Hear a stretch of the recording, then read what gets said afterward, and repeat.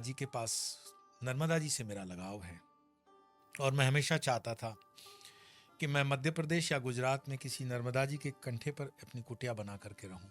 बहुत प्रयास किए, पर कभी ना कभी कोई ना कोई रुकावट आ ही जाती, मुझे कुटिया नहीं मिल पाई। उस बीच में मेरे एक संबंधित व्यक्ति ने कहा कि आप ऐसा करें, ओंकारेश्वर की तरफ आ जाएं। एक महात्मा जी हैं, बिल्कुल नदी किनारे रहते हैं, उनको अपनी कुटिया दे देनी है और कुछ वो शुल्क लेंगे, वो आपको देना है। और ऐसा होता है, महात्मा लोग कुटिया बनाते हैं, फिर कुछ शुल्क लो के दूसरे महात्मा को दे देते हैं और वो बात बन जाती है।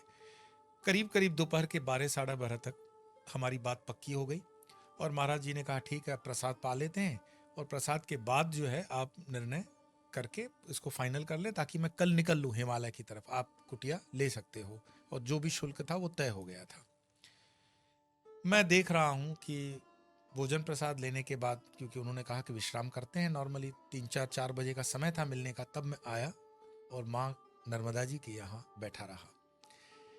मुझे ऐसा आभास हुआ कि जो मैं देख रहा हूँ वो सत्य है या नहीं है। माँ साक्षात आकर के कहती है कि तुम्हें मैंने बताया ना कि तुम्हें यहाँ नहीं रहना है, तुम जहां हो वहीं तुम्हें रहना है।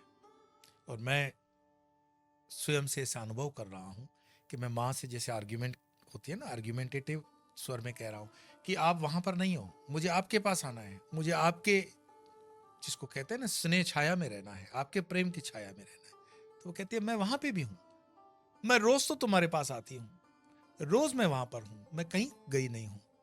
तो मैंने कहा मुझे आभास क्यों नहीं होता? तो बोले ठीक है, तुम वापस जाओ और सुबह में 3:30 4 बजे का जो दर्शन होता है उसमें आ जाना, हम शिव आराधना करते हैं सुबह की, उसमें आ जाना।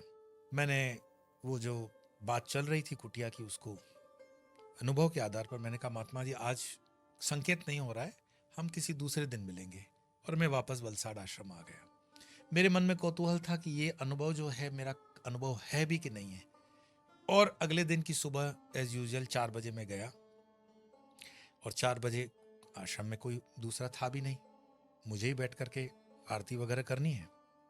मैं देख रहा हूं उत्तर वाहिनी औरंगा से मां नर्मदा जी के वस्त्रों में आभास हो रहा है कि मां यहाँ आ रही है। और तब भी मुझे लगा कि क्या मैंने अपने माइंड को कोई थॉट दे रखा है या ये वास्तव में हो रहा है। लेकिन जब मां ने स्वयं से कहा कि मैं किस प्रकार से आती हूं, हमारे वहां पर समुद्र का बर्ती का पानी आता है, बैक वाटर्स, तो बोले मैं इस जल में, क्या मैं नर्मदा जी का ये जल नहीं है, मेरा जल नहीं है? इसमें तो सारी नदियों का जल हो गया, क्योंकि समुद्र का जल है, समुद्र में सब गंगा जमुना सरस्वती कृष्णा कावेरी नर्मदा सिंधु सब आ गए। और उनके साथ नर्मदा, मैं तो तुमसे कोई 150 किलोमीटर दूर हूं, मैं भी आ रही हूं।